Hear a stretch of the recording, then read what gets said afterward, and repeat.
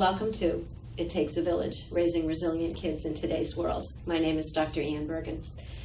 Today our focus is going to be on the village part of the title, with the spotlight on our senior citizens. Many of our recent shows have dealt with the opioid epidemic, not just in our community but across the nation, but its impact on young people and their families. But I was really presented with a rather startling statistic that alerted me to the enormity of this crisis, that it's actually older citizens, people from anywhere from the age of 45 to 85 and beyond, who are most impacted, who are dying at greater rates, who are really suffering from the disease of substance abuse, and in record numbers, and it's increasing exponentially. So, and not just the senior citizens who are suffering from the disease itself, but also sort of like, as one of our guests was mentioning, the secondary characteristics or fallout around this, that they become victims of their adult children who might be suffering from addiction. And there are all kinds of ramifications that are going on with that, which we'll be discussing today. But my guests today have this passion, and they feel so strongly about looking out for our seniors that they wanted very much to be part of the discussion here today. And I welcome them, and I'm going to ask if you wouldn't mind, just sort of, if we go around the table and just say who you are, a little bit about your background, and how you came to this cause or to this issue, what brought you here. So Jim, why don't we start with you? And Sure. So my name is Jim Derrick. I am a father of 3 boys. I live here in Franklin. I am the president of the SAFE Coalition, which is a coalition aimed at prevention, treatment, and reducing barriers to treatment and reducing stigma around substance use disorder. I came to this issue as I have a son who struggles with substance use disorder, and happily now is in recovery. So our goal is really to reach out to the community and try to be a bridge between the police and other agencies like the Senior Center and treatment and support resources. And I'm Karen Alves, the director of the Franklin Senior Center. I've been here for 16 years. My background is public health, so it kind of matches up in terms of substance use disorder is certainly prevalent in, as Ann says, the older adult community. I recently took a class at BU on this issue and discovered that our elders are grossly underserved in this area. So very happy to be part of the discussion. And I did want to mention, without embarrassing you, but Karen is a recent recipient of the Unsung Heroine Award through the Massachusetts State Legislature, right? That's where you wanted to receive it. So for all of your work and devotion to senior citizens, and so thank you for that. Very well deserved. Yeah, I'm Linda Hastings. I'm the health and wellness nurse here at the Senior Center, and I'm also a nurse at Milford Hospital. So I have a lot of confidential conversations with seniors here, and I've learned a lot about this topic and how it really affects way more people than we would imagine. And I was so glad that we had the opportunity to get together and talk about this, because I think it's such an important subject to discuss. And I'm Gail Sheridan. I'm a resident of Franklin since 1996, and I'm just recently retired psychiatric clinical nurse specialist. One of my specialty areas has been working with the elderly, and also separate from that, working with the chronic mentally ill that often have a dual diagnosis, younger adults that have a dual diagnosis of both a type of mental illness and a substance abuse, whether it be alcohol, opioids, what have you. And so this really came to my heart when about a year ago, and I know, Jim, you'll probably go into the history of SAFE, but a year ago, SAFE started here in Franklin. And I heard about it from a representative, Jeff Roy, who, according to Jim and Jeff, have been really the key in head-spearing the SAFE coalition. And so I got invited to join the council, the SAFE council. And I was so glad that we're here discussing an issue that is very dear to me, and that is the substance use and abuse, because there's a difference. And we can get into that just a little bit later, but substance use and abuse in the older person, or like Ann was saying, through secondary means where there may be emotional or physical abuse of the older person who has adult children who are on substances, or have grandchildren who are living with them now because the parents have either died from the substance abuse or Right, that's something that we're going to get into. And one of the ways I wanted to frame the discussion is really just get as much information out there about why this is happening, and the statistics around it, and the severity and the enormity of the problem, the first part of this discussion, and then to focus on, okay, what are we going to do about it? What are we doing about it? What are the resources that are available, so that we really hit this from a two-pronged attack? So I'd like to start with the first part is, I guess this is the question that I'm most curious about, and I think what maybe many people out there is, why are the elderly so vulnerable? What is it? What's happening that the crisis is hitting them at such enormous levels? Maybe Linda, could we start with you, and then sure. Gail, and then go to Karen and Jim? Well, I think a lot of it has to do, a lot of the focus so far has been, to date, has been on kids or young adults who are suffering with this. And I don't think enough attention has been paid to the issue that, that it is affecting seniors. I would say, as we age, we have a lot of different chronic, more health conditions that would require different medications. And doctors have a toolbox, and they often take out their prescription pad, and that's what they do to treat these things in there. And I don't think enough focus is being placed on what all of these different specialists and doctors are giving to seniors. And I almost feel like it's not seniors' faults oftentimes, because they're following the directions of their doctors, and they find that they get hooked on the medications, and as we age, our systems, everything about our systems slow down. So it takes drugs are metabolized differently in the liver and the kidneys, and See, I didn't know that. That's Oh, an yeah. interesting. I had no idea that it's just the drugs affect older people differently. Yeah. Okay. Yeah. so older people need less of a dose of a pain medication because that's all their body can handle versus what a younger or middle-aged adult may need. So it does make sense, more chronic pain, because that's just the nature of Right. and then Yeah. more of a chance for the abuse to happen. So And I can speak to the fact I'm an elder. I'm going to be 70 this year. And just in the past year or two, I mean, the pains that I've been having as a result of aging and being very active once physically in sports activities and that, it's starting to really hit me now. Just found out after surgery that I was susceptible to opioids in terms of being allergic to them. So I can't take anything after my surgeries for pain, but you know what? I didn't need it anyways, even though a prescription was written for me by my doctor for fentanyl, Dilaudid, wanted to give me oxycodone. I said, when I took 1 or 2 doses, that's when I found out I was allergic. I broke out and hives and itching and all that. And I said, no, this isn't going to work. And so I started medicating myself with ibuprofen for the inflammation and with Benadryl for the itching and that sort of thing.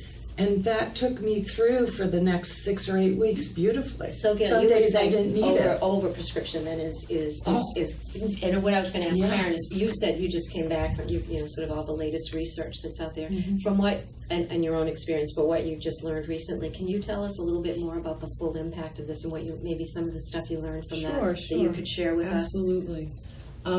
For me, what I've learned and what I've observed is that elders have so many losses. You lose your friends, you lose your family, you lose your physicality, your independence, and depression is very prevalent. Depression and anxiety. Yeah. A recent study by Tufts found that over 37% of Massachusetts older adults had depression. What was the statistic? How much? 37%. Wow. Yeah. It's huge. So it's prevalent, but there's also the dynamic where this population, this generation feels stigmatized by this. They think of it as something they need to hide. They're also hesitant, so because of that, they're hesitant to share it with their primary health practitioner. Primary health practitioners oftentimes aren't trying to elicit that information from them. They're oftentimes very, very hesitant to talk about any kind of substance use. Or to take because away anything. this could be their there's a certain amount of respect for these people. Yeah. So it's kind of a perfect storm to create that depression, spiraling down. Socialization is another piece. You lose your social life, which is why the senior center is a wonderful Social isolation resource is for people. right, yeah. But the folks that don't see people on a daily basis, again, it just all spirals down. So it's all kinds of reasons for this to be a big epidemic. And when you speak too about the stigma, it is true of that of the older generations that seeking help for any kind, it's Right. it really truly is, isn't it? You don't want to admit weaknesses, stiff upper lip, and there is that stigma set. Yeah, so that's, I think it's true for baby boomers as well. Yeah. I think and you probably find this, Jim, it's a struggle to educate people about that. Most definitely. And one of the mental health organizations, I can't remember which one, has we're going to have the person come here to the center. They do a talk on that to try to destigmatize mental health issues. Yeah. Because really, it's a physical illness, just like if you had diabetes. And we need to really work to make people Yeah. aware of that. that's going to be a huge part of the solution to this as well, isn't it? That taking the stigma away and doing everything we can as a community to do, just like we have when you go to the Safe Coalition meetings when we talk about young people. It's the stigma that parents don't want to, let Right. anyone know about. It's the same with the seniors, the same exact issues, right? Yeah, it's most the same. definitely. I might just add, Yeah. I was going to, if I might, perfect storm was exactly what I was thinking about. We have a society now where the United States of America consumes 85% of all the pain medication produced in the world. That statistic blows me away. That is a direct function of the marketing that big pharmaceutical companies have done over the last 10 to 15 years to us. Now, I submit to you, I have parents who are both in their 80s. I'm 56. The generational difference really is apparent when my mom, she relies on her doctor, and whatever her doctor says to do, she does. My generation tends to be a little more questioning. We're seeking out holistic approaches to medicate, to getting well, to pain management, acupuncture, that type of thing. My dad is a wonderful man, but I can't see him going to an acupuncturist. So I think the perfect storm is a really good analogy. Here you've got 85% of opioids being consumed. We've got doctors who have been educated over the years by pharmaceutical companies that treatment of chronic pain was safe with opioids. And yesterday an article came out where Big Pharma is now admitting, one of the big pharmaceutical companies has admitted that it is not a safe prescribing practice. However, for an elder to disseminate all of this, I mean, they have opioid constipation medications being marketed on television now, almost as if, gee, this is just something everybody does. So it is the perfect storm. And then you add the shame and the stigma on top of it. I mean, the fact is, if you're on opioids for any length of time, you are dependent on them. You may not have a substance use disorder, but you are dependent on them by their very nature. And then the question is, are you that 1 in 6 or so that may have a substance use disorder that may have extreme difficulty in One of putting them 6. down. 1 of 6. Yeah. I believe that's Yeah. the Yeah. statistic, generally speaking. And I'd like to add something to what you said, because I think that is fascinating. 85% of all opioids are consumed here. And I came up with a point that over the past year, 55 million prescriptions have been written, opioid prescriptions have been written for people over 65. This is a 20% increase over 5 years, nearly double the growth of the senior population. So it is incredible. And you're right, X number of years ago, doctors were told people should not be in pain, give them whatever they want, whatever they need. And unfortunately, it's turned, Treat illness with a pill. right. Well, it Absolutely. was the introduction of that. Was it the 5th sign treatment, which Vital is the pain sign. scale? Right, The yeah. 5th. Yes. So now the doctors are treating to that 5th. The smiley face, and Yeah. it goes all the way down to the frown. Okay, so if you're above a 6.5, I believe, Yes. in pain, doctors were instructed that an opioid might be a good prescribing practice. So it's very difficult to break that. Sure. And for physicians, let alone for consumers. Yeah, absolutely. Another thing to the stigma is that even the United States Surgeon General has stated, because he identifies this as a real problem with the elderly, that addiction is not a character flaw. And I think that's so important to mention. It's a disease of the brain. So that, like, if you and I, we have the same operation and we're getting an opioid post-op, which is fine if it's prescribed correctly and all that, given correctly. We might take the same thing. I might become addicted. You may not. But it all depends on how our individual brain chemistries are also. It is a disease of the brain when you're addicted. And that should take that stigma away, right? Because people Yes. think it's a flaw, a character flaw. I'm weak. There's something wrong with me. No, I can't no. admit this. And it's not that No. at all, right?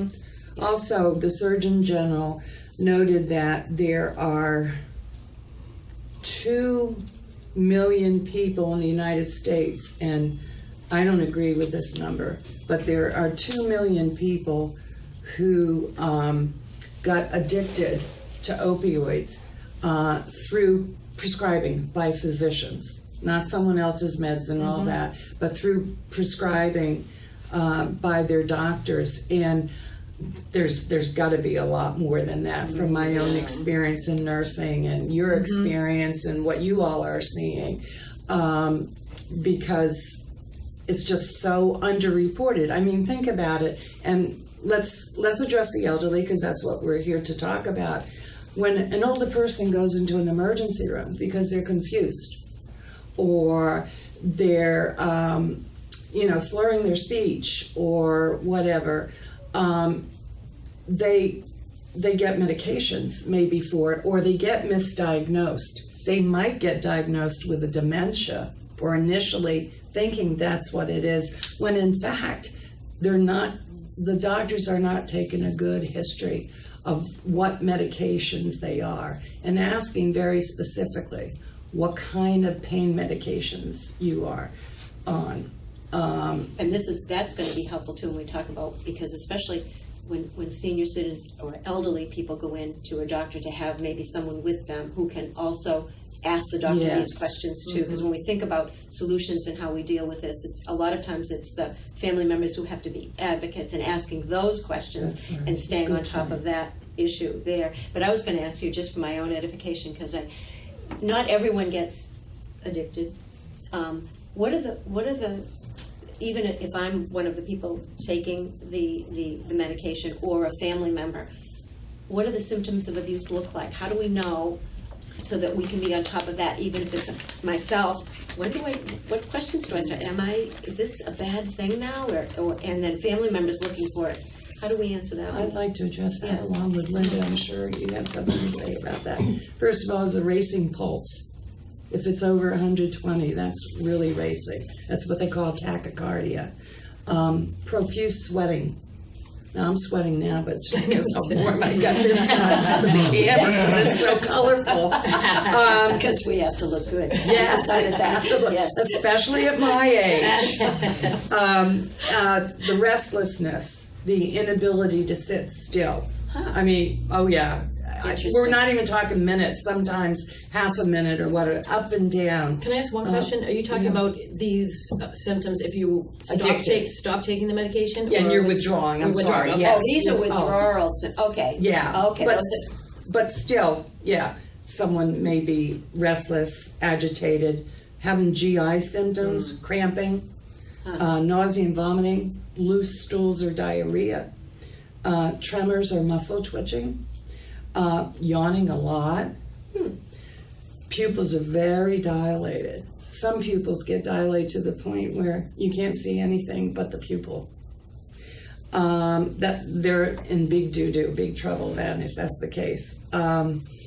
The severe aching of your muscles and joints. Now, what is that? Is that addiction? Is that arthritis? Is it an interaction of different medications? absolutely. I know one Could that be speech- dependency though? You could have all these symptoms if you were simply dependent, if you had been using opioids for a long period of time and had become dependent. Yeah, right? and all of a sudden you're off of the opioid, and these become even more blatant. Anxiety or irritability or depression, mood swings. Now, given what you're saying about the isolation of elderly and the physical illnesses that we tend to get from time to time, there's a lot of room for depression. But what's causing it? It's so important to get to the meat of it. And the goosebumps in your skin is very prominent with the withdrawal. Yeah. What about the signs if you are dependent? Yeah, not what would- withdrawing. Yeah, what would be those? In other words, I want to know. My mother takes them. My mother's 96, and let's say I really want to be very careful of checking. What would I look for or what question should I be asking her, or should I be looking at? I don't know. What's in her medicine cabinet? As we do that with teenagers, and we monitor. absolutely. I mean, how do we know, or what would be the symptoms of for us to check as caregivers? Forgetfulness, which can be hard for Yeah, someone well, I think who so. has Yeah, and huge sometimes it's weight hard for loss. people to manage their multiple medications sometimes. Right. And I think as a support to a member of your family to find out what medications they're on, why they're on them, how long they've been on them. Oftentimes seniors will get these medications. I've seen this at the hospital. People are on medications and they'll say, okay, what are you taking this for? I'm not quite sure. It was prescribed to me so long ago and I just keep filling it. Right. And so I think it's important to know why they're on a certain medication. I don't think anyone should be prescribed opioids for a long period of time for any reason. Be watching for that, right? Sleep problems, increase in falling if they weren't falling before, and not being able to really care for oneself. I also just want to add, to be clear, I'm not an expert in the subject, and I certainly don't have a degree but I've witnessed enough substance use disorder, both in my family and in the community, where and with my grandmother, where hiding the medication because you don't want your family to know that you're still taking it. That's true. Any type of deceitfulness on that note. Taking it, as you said, long after any efficacy for the related problem, but craving it and saying, gee, I need to keep taking this and panicking when you don't have access to it. That to me would be a clear sign that you have a substance use disorder as opposed to are simply dependent on it for chronic long-term treatment. Does that make sense? Absolutely. To the medical professionals? Yeah, no, I think that's an excellent point. Yeah, good. One of this was an interesting thing, and I don't know if this is real or not, but I happened to be just in conversation with a social worker this morning who works at the western part of the state, and she was saying the other thing that we need to be aware of is that veterinarians prescribe pain medication for animals in pain. And she was saying that people are taking those, caregivers are taking them from the elderly. Elderly themselves are using that medication because it's the same, she said, other than for things like heartworm or something, but for when animals are in pain, they're being prescribed, and many people have animals, and it's just something I know. I said, wow. My dog took stuff for pain. But it's at lower doses, but still, it's available if you, if you're craving or you think, well, hey, I got this pain, maybe this will help me. It's a small dose. Yeah. Yeah. but that's helpful. But the other thing then I was going to shift a little bit to is, because this is an area you look at some of the abuse of the elderly and is the whole situation, and Jim, you can speak eloquently to this, I know, is when the seniors have adult children who might have a substance abuse disorder, and they're financially in trouble, and how these senior citizens are being victimized by not only family members but caregivers. Can you speak to that Sure, a bit, yeah. and anyone else who wants to jump in, Well, please? I can just tell you, I'm a Learn to Cope facilitator. Learn to Cope is a family support group, family and loved ones of those that have substance use disorder. Increasingly, we are seeing seniors coming into our meetings, which are held every Monday night at the First Unitarian Universalist Society, 262 Chestnut Street in Franklin. But we increasingly see them come in, and they have sons and daughters, and/or daughters, who have either been incarcerated due to their substance use disorder, or are currently in treatment, or both. And they are found, all of a sudden their lives are on hold, and they are bringing up young children, in some case toddlers. And this presents a whole dynamic, which to me is just, it really gives me the goosebumps to think about it. It's very, very upsetting to see somebody who is grappling with the issue of, and the emotional strain of seeing their son or daughter or their loved one go through this pain with this illness, and then having to deal with bringing up children. And when I say deal with, I don't mean as if it's a chore, but to try to explain to them what's going on with mom and dad, number one. This is all foreign to me. Number two, I was about to head to Florida. I now live in a one-bedroom condo, and we're trying to keep you in school. So it's really a tremendous issue. And did I answer that question? I think there's one other kind of nuance to this, which was personal to me, and that's that I hear through talking to seniors and to parents of dads and moms like me who have a grandson or a granddaughter who's caught up with substance use disorder, that grandparents get marginalized. It's a crisis situation. In my situation, I had to think specifically of keeping my son alive and getting him into treatment. And his grandparents, who were very close to him, were basically, without being told so, they felt like they were just told to be out of the way. So how do you cope with those emotions? You talk about depression and that type of thing. Well, they lose one of their grandchildren, they lose touch with this, and they're not of the generation that understands this. Today we have billboards everywhere that people my age and younger fully understand. Where do we have the advocacy for our seniors is the question that I rhetorically ask. So. And the other thing too, and I've seen this among some of my friends, is that they're adult children. Sometimes if they're big, strong guys, and they're suffering from this disease, they want money. They want they'll do anything to get it. It's the disease talking. It isn't them. I'm seeing seniors being bullied, being frightened. And that, then again, it speaks to, what advice do we give to seniors then? Because then there's the stigma. If I call and report my child, right? My child, so I mean, that becomes... that is borne out by the numbers. There were over 7,000 reports of confirmed elder abuse last year, 2015. And that's increased by 57% from 2011. So it definitely speaks to that That's issue. To me is so scary. Yeah. It's scary. And if anybody is having an issue with elder abuse, they can call a protective service agency. I don't have that number at my disposal, but they can call us to get it, or they can go to 1-800-AGE-INFO on the internet and report that. And there is complete confidentiality if it is reported.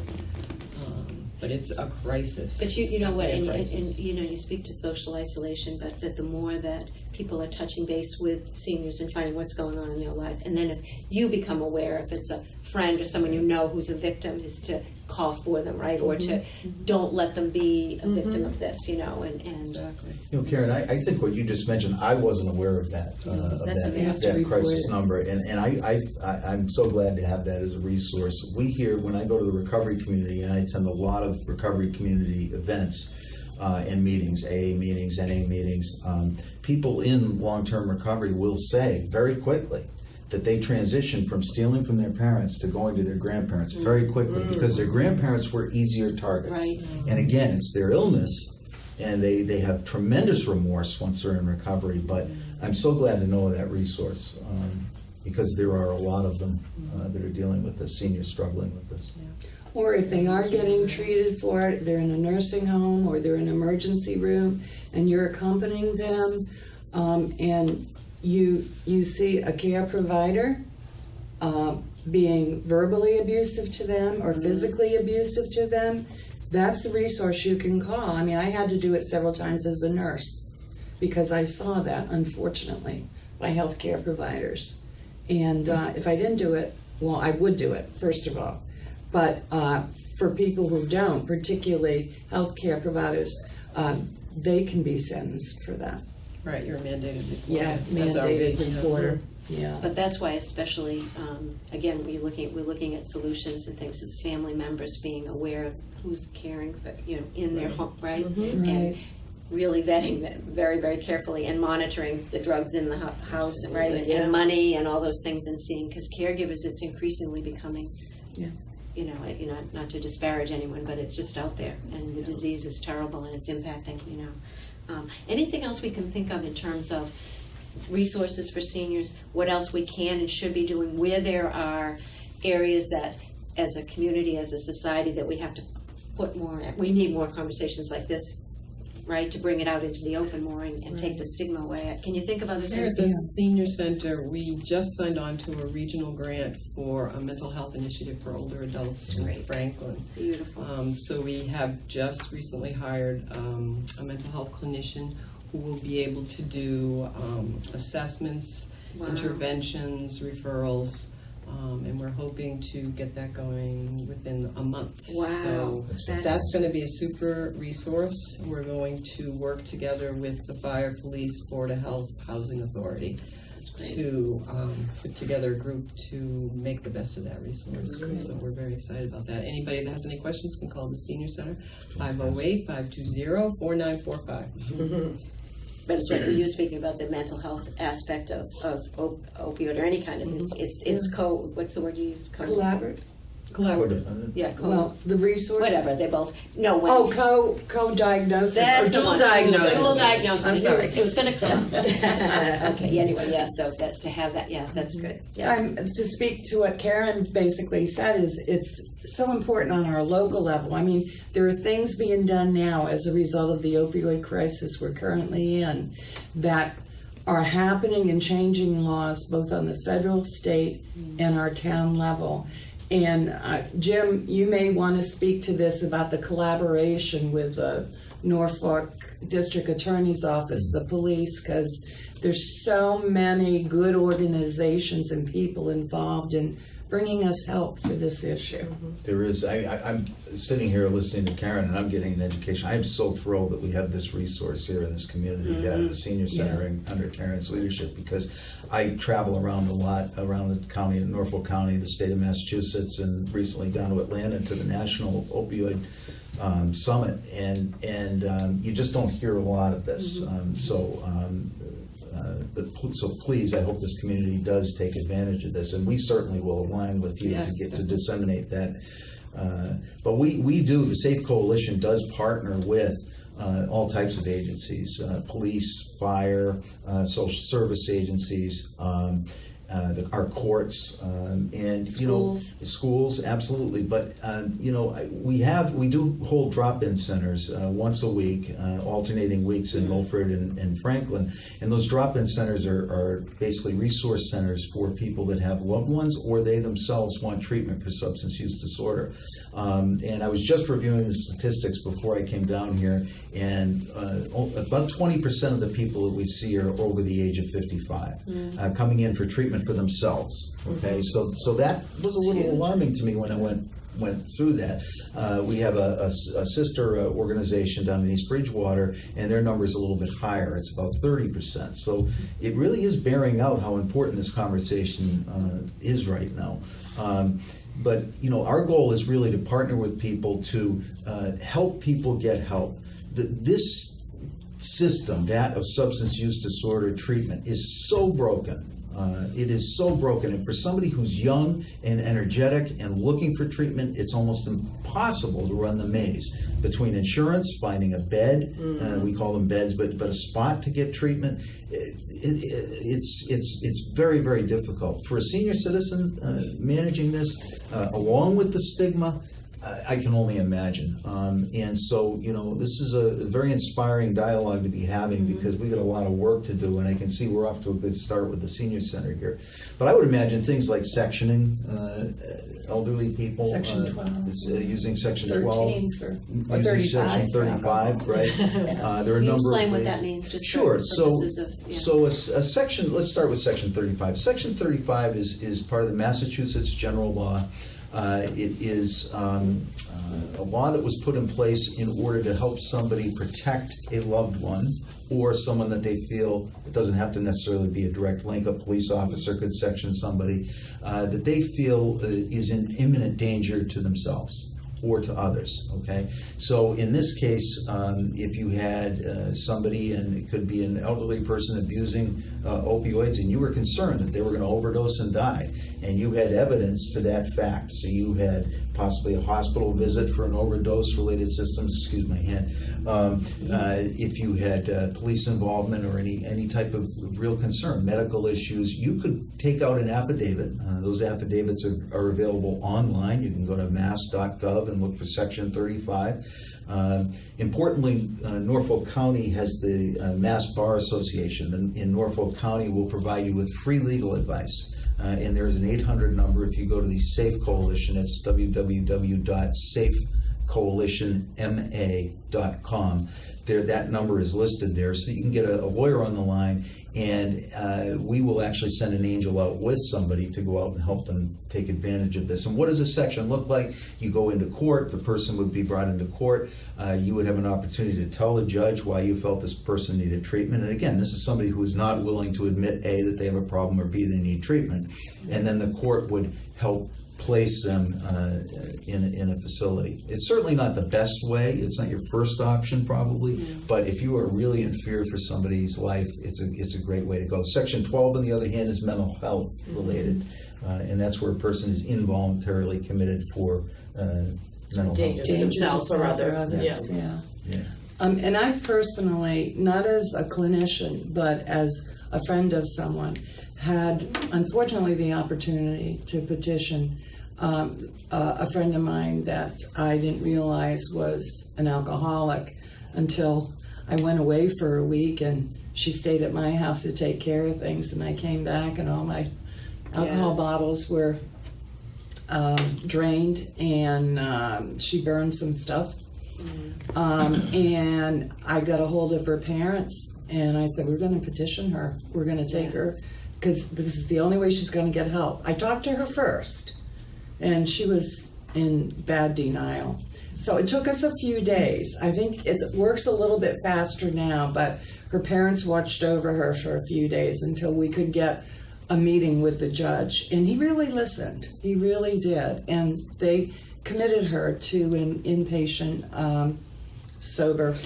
And I'm sorry to interrupt, but I did want to just also mention that the police and fire in all of the communities, we deal with 14 communities, police and fire, all around the Franklin, Milford, Bellingham, all around these areas, Norfolk, Foxborough.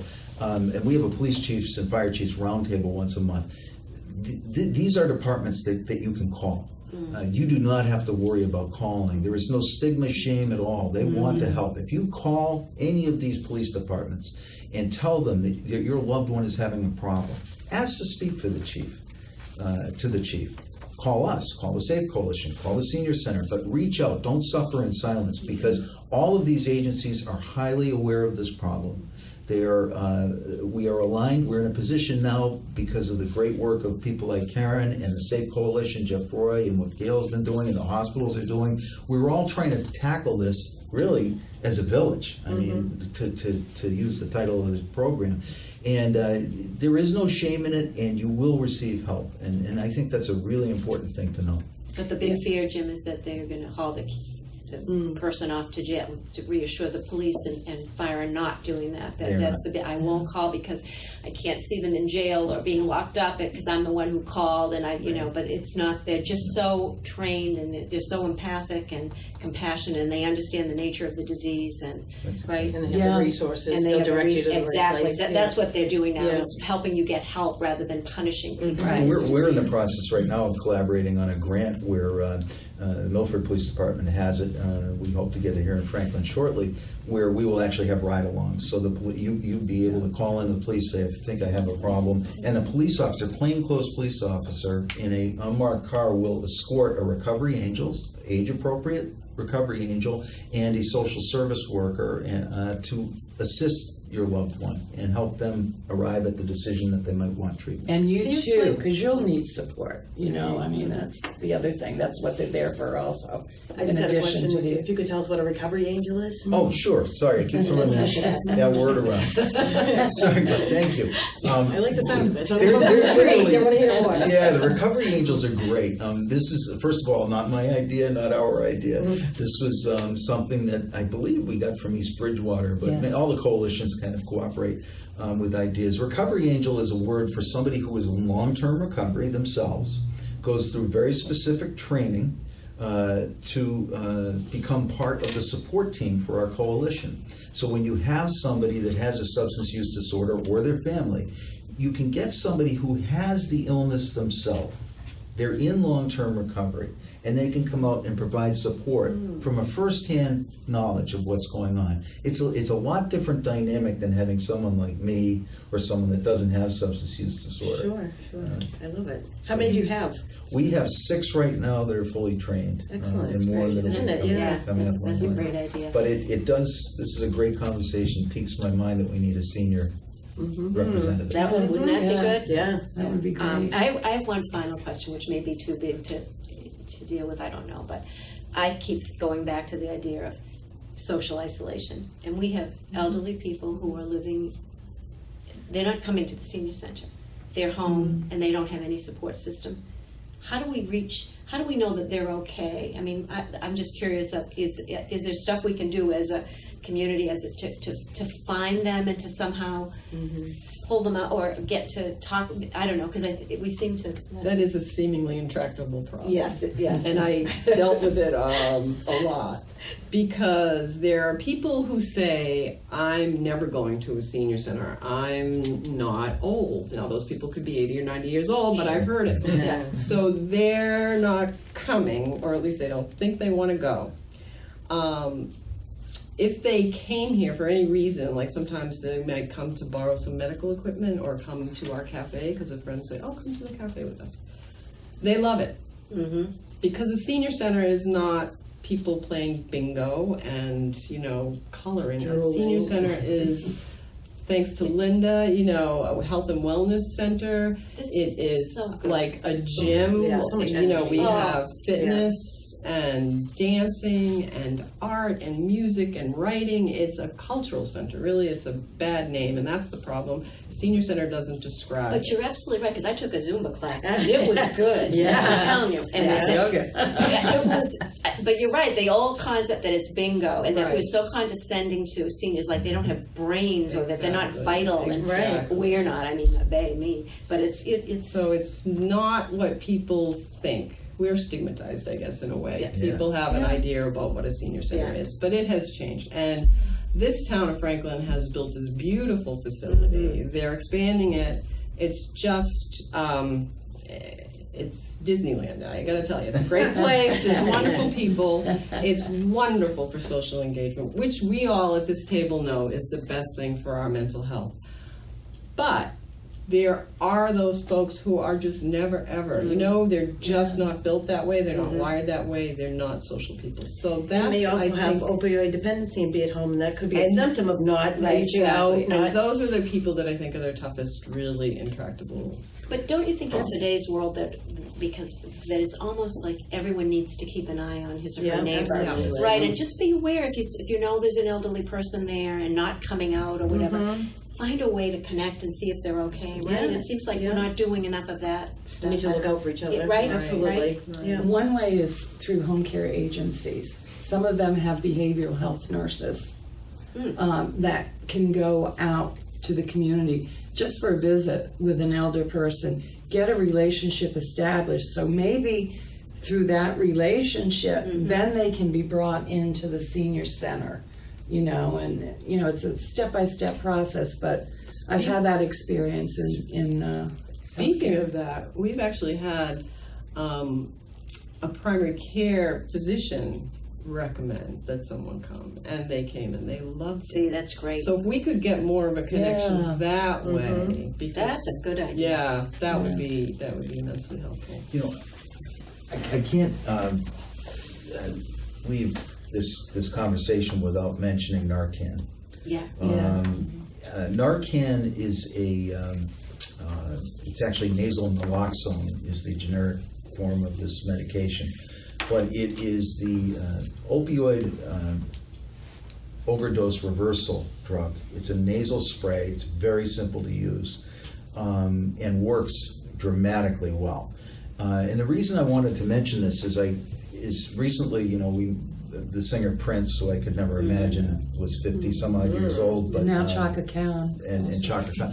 We have the elderly are very susceptible to overdose. Absolutely. Correct? Yes. And so if you suspect somebody in your household may be using opioids, maybe they may even be unintentional, they're all unintentional, but maybe somebody's dealing with chronic pain, Narcan is a good thing to have on hand. And what it does is it basically takes the opioid, which is on the opioid receptor, and suppressing the system to cause it to shut down, and it releases that opioid from the receptor so that the system can come back online, for lack of a better word. The opioid's still in the system, so you never want to use Narcan and then just say they're fine. You want to call 911. Oh, yeah. And there's a whole training process. Now, you can find Narcan at Learn to Cope meetings. I mentioned every Monday night at the First Unitarian Universalist Church. It's free of charge, as is the training.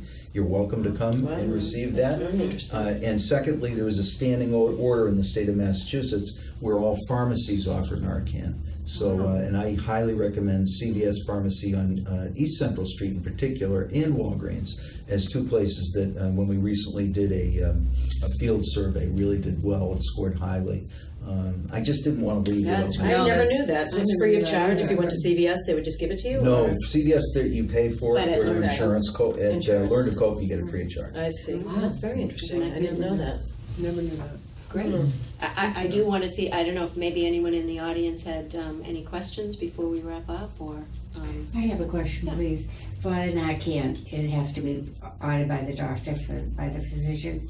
No, there's No. actually, no. The standing order means that there is a standing prescription Okay. which anybody that goes in and asks for it may receive it. And if you want to get it through the pharmacy. And a good pharmacy will take you off to the side and explain it to you and train you on it. If you don't feel comfortable after you leave that pharmacy, then I would recommend coming to a Learn to Cope meeting. Some do better than others, but it is available. Thank you. You're welcome. great. Any other questions?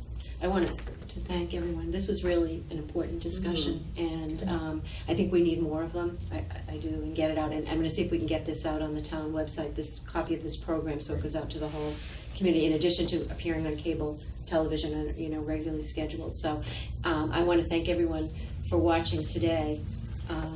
And thank Karen for letting us use the facility pleasure. and helping orchestrate this. And again, It Takes a Village, and I am Dr. Ann Bergen. Thank you.